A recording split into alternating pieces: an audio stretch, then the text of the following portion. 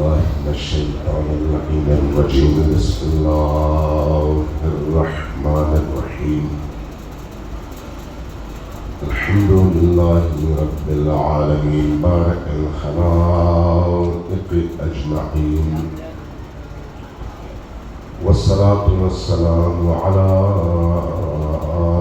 جميع الأنبياء والمرسلين، سيما من سمي في الآفاق بأحمد وفي الأرض بأبي القاسم محمد.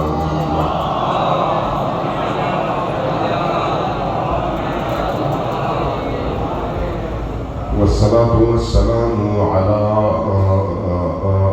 أهل بيته الطيبين الطاهرين المعصومين، واللعنة الدائمة على أعدائهم أجمعين من يوم عداوتهم إلى قيام يوم الدين. أما بعد، فقد قال رسول الله صلى الله عليه وآله وسلم: إن الحسين مصباح الهدى وسفينة النجاة. صلى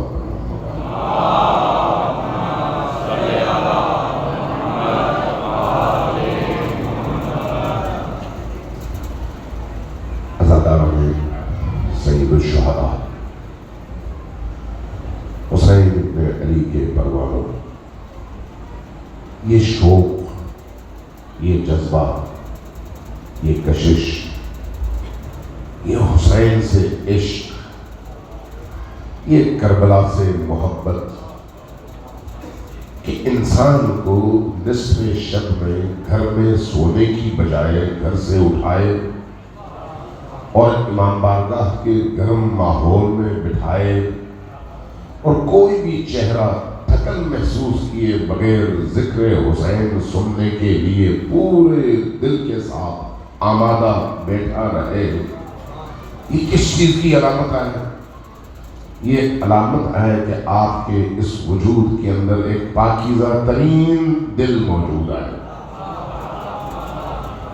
وہ دل جو نور اہل البیت سے منور ہے، وہ دل جو عشق آل علی سے منور اور مزین ہے، وہ دل جس پر اللہ تبارک و تعالیٰ کی خاص عنایت اور نظر ہے۔ یہ جو آپ اس طرح سے بیٹھے ہیں اور رات کے اس پہر اور عموماً اہل البیت کے ذکر کی مجالس میں اسی طرح سے آپ جوق در جوق نکلتے ہیں، کروڑوں کے شہر میں آپ ہی کیوں نکلتے ہیں؟ اس لیے کہ آپ کا انتخاب کیا جاتا ہے۔ آپ ایسے ہی نہیں نکلے، آپ کے نکلنے کے پیچھے بہت سارے عوامل ہیں، بہت ساری وجوہات ہیں۔ بڑے لوگ ہیں اس وقت، کوئی کیفے میں ہے، کوئی حقہ پی رہا ہے، کوئی موٹر سائیکل پہ گھوم پھر رہا ہے، کوئی کسی جگہ کھیل رہا ہے۔ آپ اس حسین ابن علی کے گھر میں جمع ہیں، خیمہ حسین میں جمع ہیں۔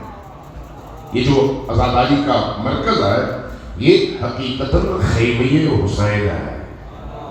خیمہ حسین کا کیا مطلب ہے؟ جو اس خیمے میں آتا ہے وہ حسینی بنتا ہے،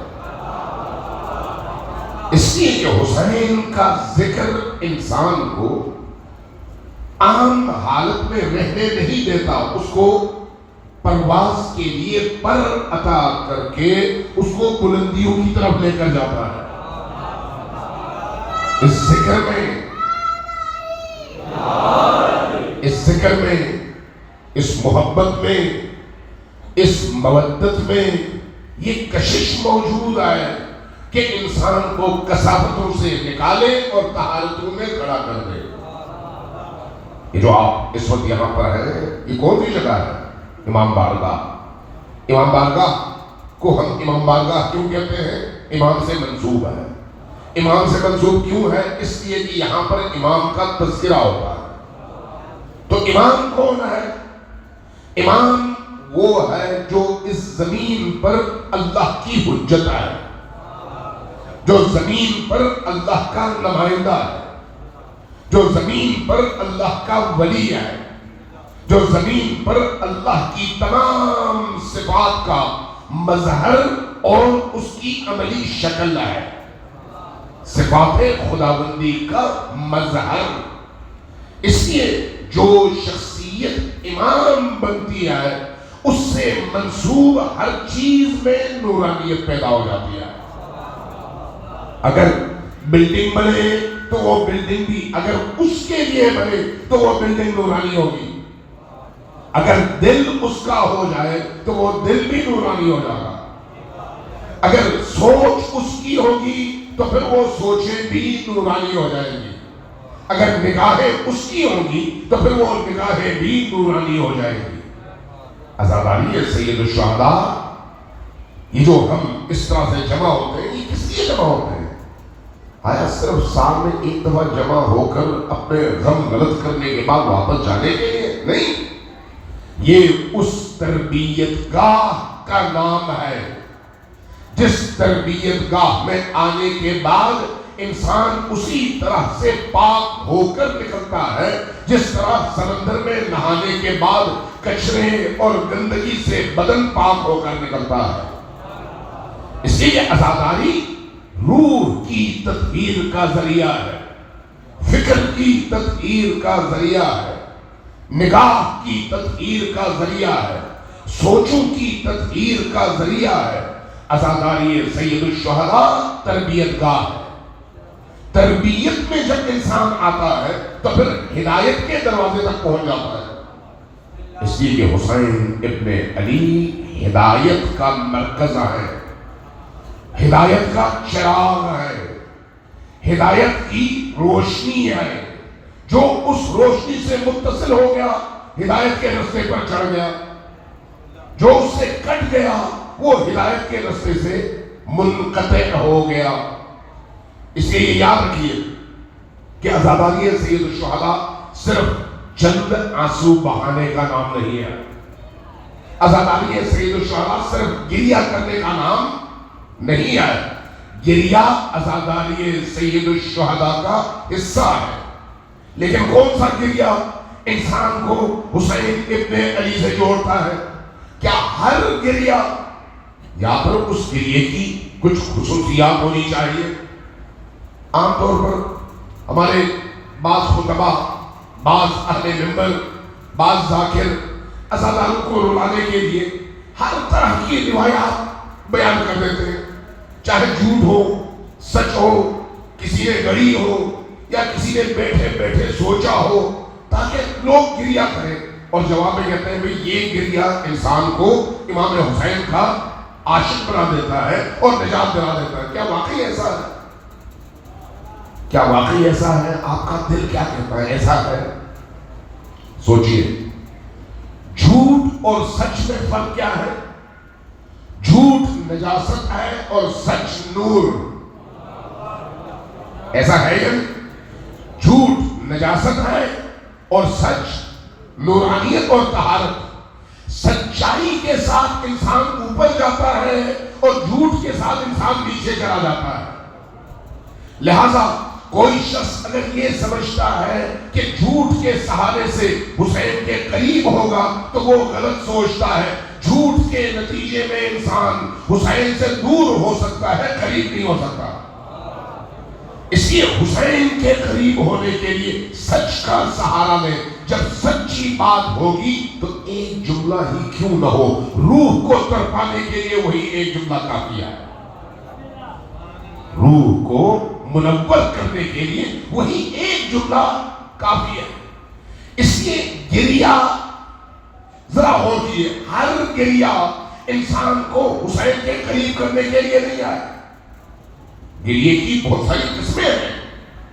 بعض اوقات انسان گریہ کرتا ہے حیوانی خصوصیت کی وجہ سے، کسی چیز پر رحم آ گیا، مثلا انسان چلتا ہے، دیکھتا ہے کہیں پر کوئی بچہ گاڑی کے نیچے آ گیا تو اس کو گاڑی کے نیچے جب آ جاتا ہے اور بچے کی وہ کیفیت دیکھتا ہے تو انسان کی آنکھوں سے آنسو بہتے ہیں، اس لیے کہ وہ اس کے اندر ایک رحم ہے، اس کے اندر ایک ترحم ہے. تو کیا یہ گریہ انسان کو اوپر لے جا سکتا ہے؟ نہیں. کیوں؟ اس لیے یہ اس کی حیوانی خصوصیت ہے، اور اس خصوصیت میں حیوان اور انسان برابر ہے. ذرا غور کیجیے، آپ جب قربانی میں جانور ذبح کرتے ہیں تو آپ کو دین نے سکھایا ہے کہ جانور کو جب آپ ذبح کریں تو دوسرے جانور کی نگاہوں کے سامنے نہ کریں. کیوں؟ اس لیے کہ اس جانور کو ذبح ہوتے دیکھ کر رحم آئے گا، وہ پریشان ہوگا، اس کا دل ٹوٹے گا، اس کی آنکھوں سے آنسو بہیں گے، وہ غمگین ہوگا. تو اس کا مطلب ہے حیوان بھی جب کسی اور جانور پر ظلم ہوتا دیکھے تو اس کے اندر درد اٹھتا ہے، اور اس جانور کو درد میں مبتلا کرنا جائز نہیں ہے. اس کا کیا مطلب ہوا؟ اس کا مطلب یہ ہوا کہ ہر آنسو انسان کو حسین تک پہنچانے کی قابلیت نہیں رکھتا. حسین تک کون سے آنسو انسان کو پہنچاتے ہیں؟ وہ کون سے آنسو ہیں؟ وہ آنسو جن کے اندر حسین کی معرفت ہے، وہ آنسو جس کے اندر حسین کا درد ہے. اس لیے اس اور اس دو آنسو میں آسمان زمین کا فرق ہے. فرق کیا ہے؟ آپ اگر فرض کریں کوئی ویڈیو دیکھ لیں جہاں پر کسی بچے پر ظلم ہوا ہو، پہلے دن آپ بڑے افسردہ ہوں گے، بڑے پریشان ہوں گے. دوسرے دن دیکھیں گے پہلے والی پریشانی نہیں ہوگی، تیسرے دن دیکھیں گے، چوتھے دن دیکھیں گے، 5 دن کے بعد آپ اگر دیکھنا بھی چاہیں گے تو آپ کا دل نہیں چاہے گا، آپ ایک طرف رکھ دیں گے. نہ آپ کو آنسو آ رہے ہوں گے، نہ آپ کی کیفیت بدل رہی ہوگی. کیوں؟ اس لیے کہ وہ حیوانی خصوصیت تھی، ختم ہو گئی. لیکن کربلا ان حیوانی خصوصیات سے ماورا ایک ایسی حقیقت کا نام ہے جس کے اندر نور ہے، جس کے اندر روشنی ہے، جس کے اندر معرفت ہے. اس لیے کربلا کا واقعہ 1400 سال گزرنے کے باوجود ایک دفعہ بھی پرانا نہیں ہوا.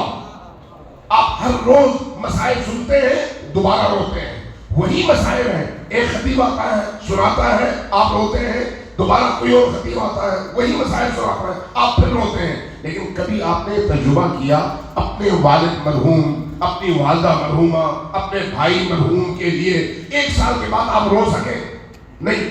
کسی کے غم میں رو سکیں؟ نہیں. اس کا مطلب ہے یہ جو آنسو حسین ابن علی کے لیے یہ کوئی اور ہے.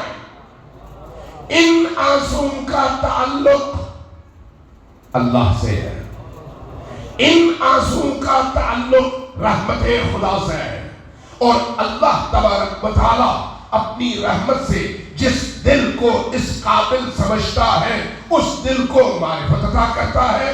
جن آنکھوں کو اس قابل سمجھتا ہے انہیں یہ آنسو عطا کرتا ہے. لہذا حسین پر گریہ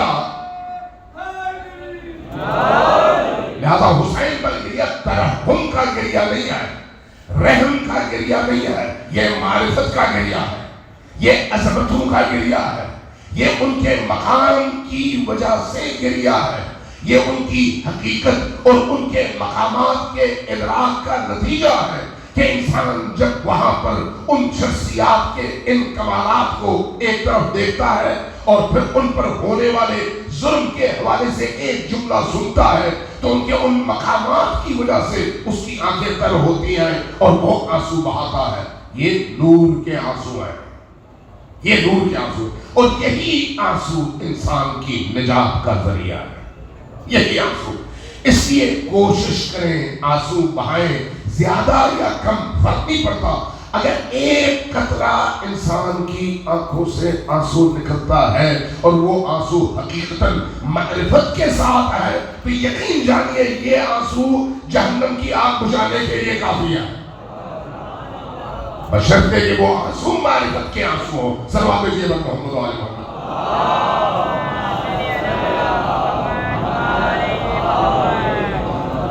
عزاداری سید الشہداء عبادت ہے، نماز بھی عبادت ہے، عزاداری سید الشہداء عبادت ہے، روزہ بھی عبادت ہے، عزاداری سید الشہداء عبادت ہے، حج بھی عبادت ہے. بلکہ اگر فقہی اعتبار سے دیکھا جائے تو عزاداری واجب اور فرض عبادت نہیں ہے، جبکہ نماز، روزہ، زکوٰۃ، خمس، باقی حج، باقی عبادات یہ واجب اور فرض عبادات ہیں۔ تو اس لیے بعض لوگ ہم پر اعتراض کرتے ہیں کہ بھئی یہ تو فرض نہیں ہے، جب فرض نہیں ہے تو اتنا اہتمام کیوں؟ جب یہ فرض نہیں ہے، واجب نہیں ہے، نماز واجب ہے، روزہ واجب ہے، زکوٰۃ واجب ہے، خمس واجب ہے، حج واجب ہے، تو ان کے لیے اہتمام کریں، اس کے لیے اتنا اہتمام کیوں کرتے ہیں؟ تو اس کا جواب کیا ہے؟ یہ عبادت اگرچہ فرض نہیں ہے، لیکن اللہ کی طرف سے جتنی عبادات فرض کی گئی ہیں ان عبادات کو زندہ اگر کوئی عمل کر سکتا ہے تو وہ یہی عبادت ہے۔ یعنی عزاداری سید الشہداء اللہ کے دین میں موجود ان فرائض کو زندہ کرنے کا سبب ہے۔ اگر عزاداری نہیں ہے تو پھر وہ ساری عبادتیں مردہ ہو جاتی ہیں۔ لہذا ان عبادتوں کو اگر حیات چاہیے، نماز کو زندہ کرنا ہے، حج کو زندہ کرنا ہے، زکوٰۃ کو زندہ کرنا ہے، خمس کو زندہ کرنا ہے، جہاد کو زندہ کرنا ہے، روزے کو زندہ کرنا ہے، تو عزاداری سید الشہداء اور ولایت کے اس عظیم نعمت کے ذریعے سے کرو۔ اس لیے کہ ولایت اگر نہیں ہے تو باقی عبادات کی کوئی حیثیت بھی نہیں ہے، یہ یاد رکھیں۔ اور عزاداری کا تعلق ولی کے غم اور ولی کے درد کے ساتھ ہے، لہذا ولی کو پہچانو کہ ولی کون ہے، ولایت کو پہچانو کہ ولایت کیا ہے، تاکہ اس درد کو سمجھ سکو اور اس درد کے نتیجے میں منعقد ہونے والی عزاداری کو سمجھ سکو اور اس کے نتیجے میں اس کے اثرات سمجھ سکو کہ کس طرح کے اثرات انسان کی روح پر ان عزاداریوں کے نتیجے میں اللہ کی دی ہوئی رحمت اور برکت کے ذریعے سے قائم ہوتے ہیں اور انسان کا دل مردہ دل سے نکل کر زندہ دل ہو جاتا ہے۔ عزاداری سید الشہداء انسان کو زندہ کرتی ہے۔ عبادات ساری ہے، یہ بھی عبادت ہے۔ اس عبادت کا تعلق ولی کی ولایت کے ساتھ ہے، ولی کی ولایت کے ساتھ۔ باقی عبادات بھی عبادات ہیں، لیکن فرق کیا ہے؟ فرق کیا ہے؟ ولی جو کام کرتا ہے وہ کیا ہے؟ عبادات جو کام کرتی ہیں وہ کیا ہے؟ غور کرنے کی ضرورت ہے۔ عبادت انسان کے اندر پختگی پیدا کرتی ہے، تحمل پیدا کرتی ہے، برداشت پیدا کرتی ہے، اس کی عادتوں میں سختی اور پختگی اور مضبوطی لے کر آتی ہے۔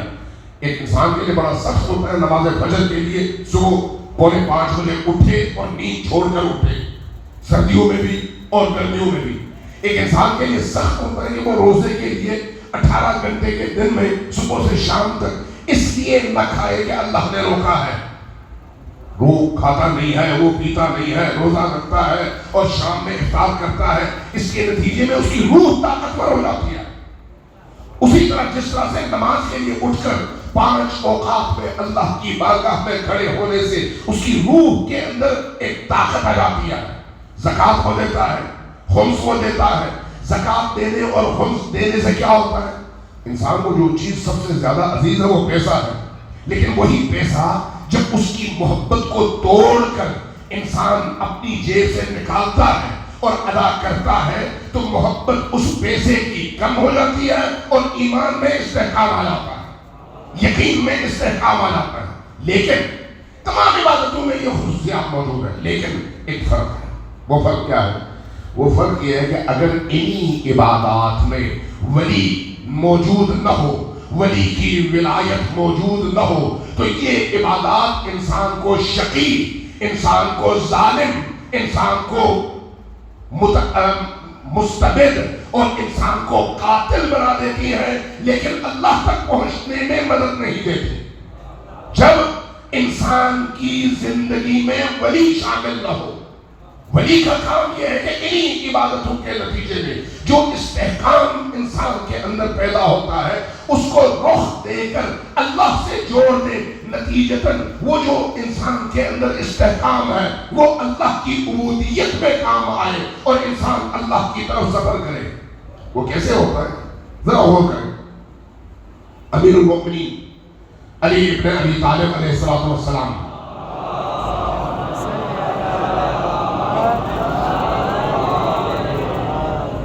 جنگ صفین میں، جنگ جمل میں، جنگ نہروان میں مسلمانوں کے سامنے کھڑے تھے. سامنے والے بظاہر مسلمان تھے، بظاہر کلمہ گو تھے، بظاہر بڑی بڑی لمبی لمبی نمازیں پڑھنے والے لوگ تھے. آپ اگر نہروان کے جنگ کو لے لیں جہاں پر امام علی کے مقابلے میں ایک پورا لشکر ہے، اور وہ لشکر کن لوگوں کا لشکر ہے؟ بہت زیادہ نمازیں پڑھنے والوں کا، بہت زیادہ روزے رکھنے والوں کا، بہت زیادہ قرآن کی تلاوت کرنے والوں کا. نہروان کے ان مسلمانوں جن کو آج ہم خوارج کہتے ہیں، ان کی اوصاف کو جب بیان کیا گیا تو کہا گیا کہ وہ اپنے گھٹنے کی کھال اور اپنی پیشانی کی کھال تلوار سے کاٹ کر پھینکتے. اتنا وہ سجدے زیادہ کرتے کہ ان کی کھال موٹی ہو جاتی. لیکن کس چیز نے ان کو جہنمی بنایا؟ عبادت تو وہ کرتے تھے، روزے تو وہ رکھتے تھے، قاری قرآن تو وہ تھے، نمازی تو وہ تھے، شب نظار تو وہ تھے، متعبد تو وہ تھے، تہجد گزار تو وہ تھے. لیکن اس کے باوجود کیوں وہ گمراہ ہوئے؟ اس لیے کہ ولی کی ولایت سے الگ ہو گئے. ولی کی ولایت سے جب کٹ جائے کوئی قوم،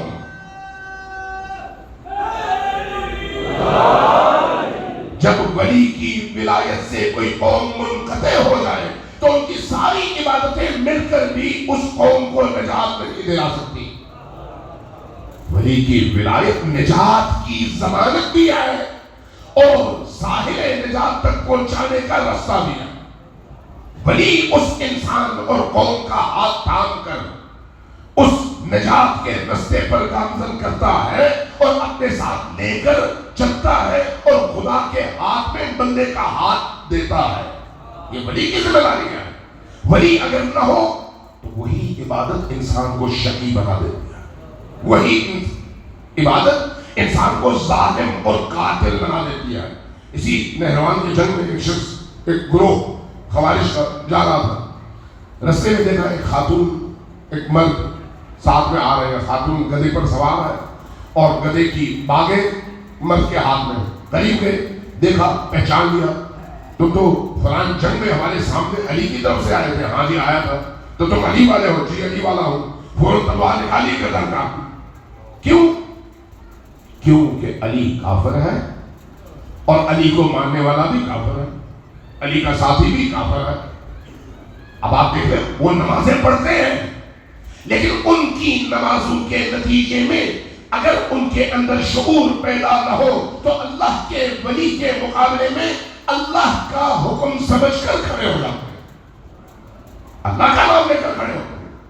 کس کے مقابلے میں؟ خود اللہ کے مقابلے میں، خود اللہ کے نمائندے کے مقابلے میں، خود اللہ کے ولی کے مقابلے میں. اس کی گردن کاٹ دی. گردن کاٹنے کے بعد اس کی بیوی کی طرف بڑھے، کہا کہ لگتا ہے تم حاملہ ہو. کہا ہاں حاملہ ہو. کہا اس کو اتارو، اس کے پیٹ سے بچے کو نکالو اور بچے کا سر بھی قلم کر دو. پوچھا کہ وجہ کیا ہے؟ کہا کہ تمہارے پیٹ میں علی والے کا بچہ پل رہا ہے، اس لیے وہ بھی کافر ہے، وہ بڑا ہوگا تو وہ بھی یہی کرے گا، اس لیے اس کی بھی گردن کاٹنی ہے. عورت کو بھی مارا، بچے کو بھی مارا. یہی لوگ تھوڑا سا آگے بڑھے. رستے میں ایک درخت تھا، درخت پہ کھجور کا درخت، کھجور لگے ہوئے تھے. رستے پہ تھا. ایک شخص نے آگے بڑھ کر ایک کھجور اٹھایا انہی میں سے. جیسے ہی منہ میں ڈالا باقی لوگ پل پڑے کہ یہ تم نے حرام کھایا ہے، اس لیے کہ کھجور کا درخت جو ہے وہ کسی اور کا ہے، تمہیں اس میں سے کھانے کی اجازت نہیں ہے. کھجور کے دانے میں شریعت یاد آتی ہے، بے گناہوں کے خون بہانے میں اللہ یاد نہیں آتا. کیوں؟ اس لیے وہ دین جس میں ولی نہ ہو انسان کے دل کو تاریک کر دیتا ہے. وہ دین، وہ آئیڈیالوجی، وہ رستہ جس میں ولی نہ ہو انسان کا دل تاریک ہو جاتا ہے. اس لیے صرف اس زمانے تک محدود نہیں آیا.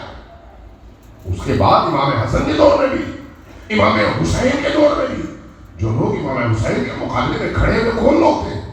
وہ لوگ جو نمازیں پڑھتے تھے، جو روزے رکھتے تھے، جو زکوٰۃ کے معتقد تھے، جو حج کے معتقد تھے، لیکن چونکہ امامت سے دور تھے ولایت سے دور تھے، ولی سے دور تھے، لہذا اس معرفت سے دوری کی وجہ سے ان کی ان عبادات نے ان کو شقی تو بنایا، قاتل تو بنایا، لیکن کبھی خدا تک پہنچنے کا رستہ یہ عبادتیں نہ دکھا سکی۔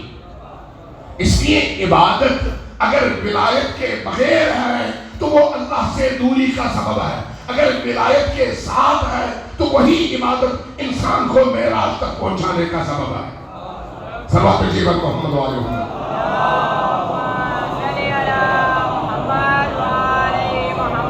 جو آپ کی تعداد ہے اس میں منظم اور اونچی آواز سے صلوات کی ضرورت ہے، اونچی آواز سے صلوات دیجیے۔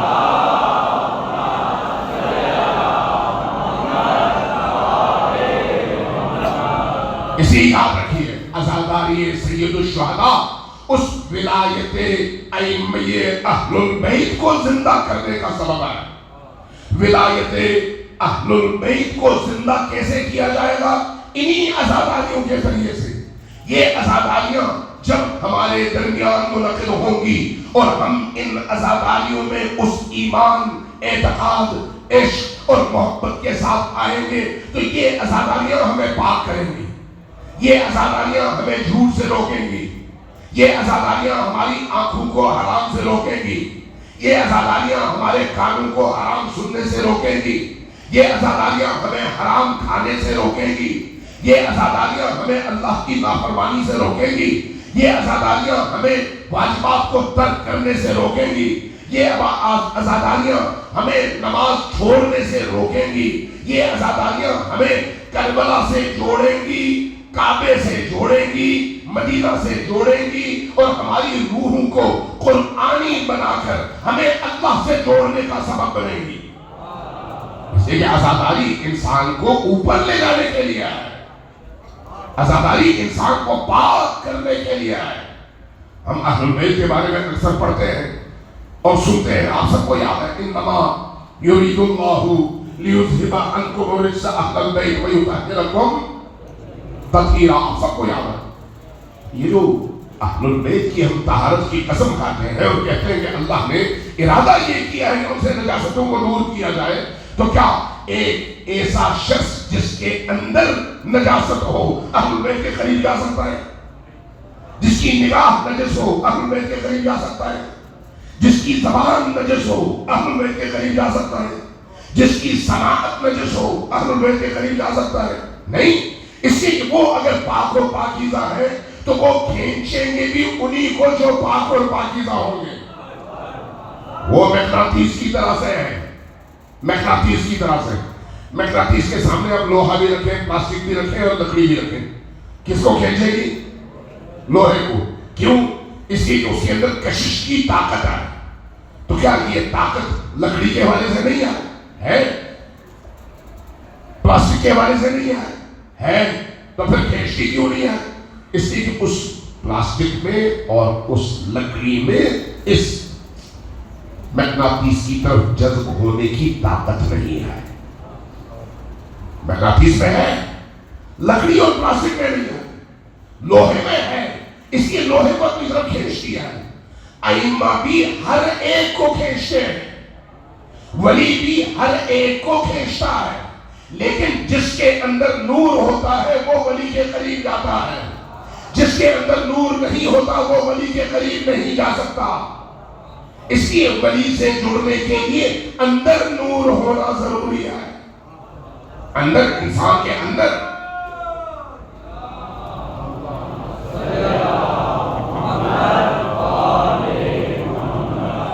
دو نکات، ایک مولا علی کی زندگی سے اور ایک مولا حسین کی، آپ کی خدمت میں عرض کرتا ہوں۔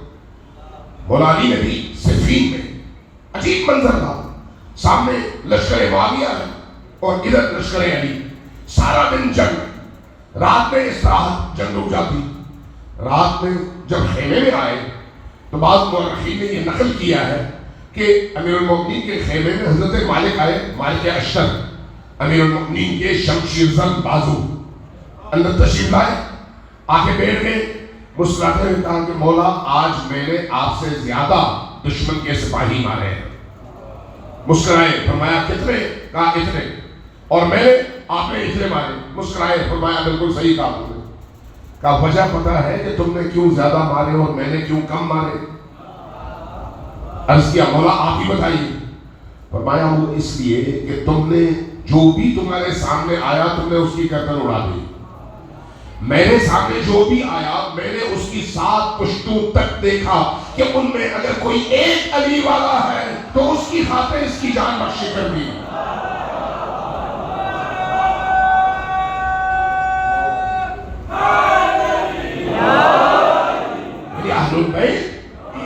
اہل البیت کی کشش سب کے لیے ہے.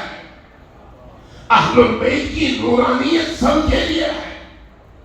سورج کی روشنی ہے, سورج کی روشنی زمین پر جب پڑتی ہے تو گلزار پر بھی پڑتی ہے اور کچرے پر بھی پڑتی ہے, گندگی پر بھی پڑتی ہے. کراچی تو ویسے بھی آپ کا کچرا کنڈی کے حوالے سے پورے پاکستان میں معروف ہے. آپ اگر کسی پارک میں چلے جائیں, بارش پڑتی ہے تو ہر طرف ہریالی نظر آتی ہے. وہی بارش جب کہیں کچرا کنڈی میں پڑتی ہے تو وہاں سے تعفن اٹھتا ہے. بارش وہی ہے, اثرات میں فرق ہے. کس وجہ سے؟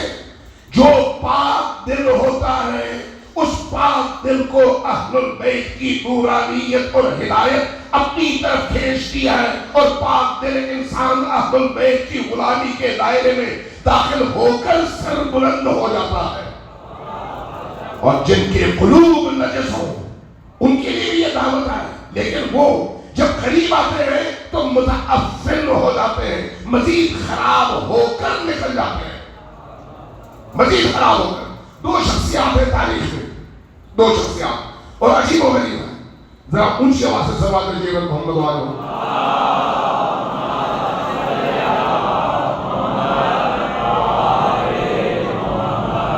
آپ کی صلوات کی آواز ایسی نہیں ہے جیسی آپ کی تعداد ہے. جس طرح کی تعداد ہے اس طرح کی صلوات ہونی چاہیے, اور وہ عجل فرجہ ان کے ساتھ ہونی چاہیے. صلوات دیجیے محمد والے.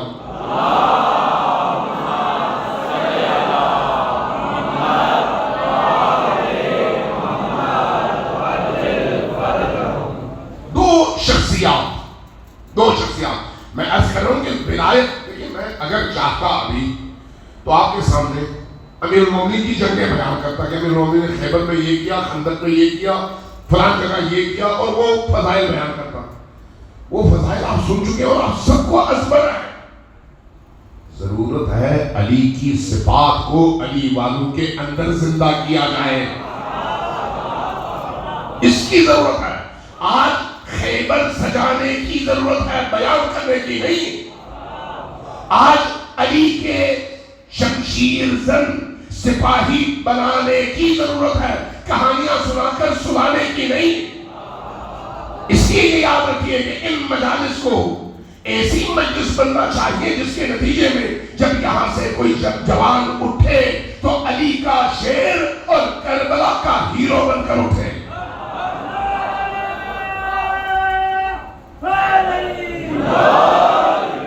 دو کردار, عجیب و غریب 2 کردار. ایک شمر ابن ذوالجوشن ہے اور دوسرا زہیر ابن قین. دونوں کربلا میں موجود ہیں. زہیر ابن قین وہ ہے جس تک امام حسین علیہ السلام پیغام بھیج کر اس کو زبردستی کھینچ کر لاتے ہیں کہ آؤ ہمارے لشکر میں شامل ہو جاؤ.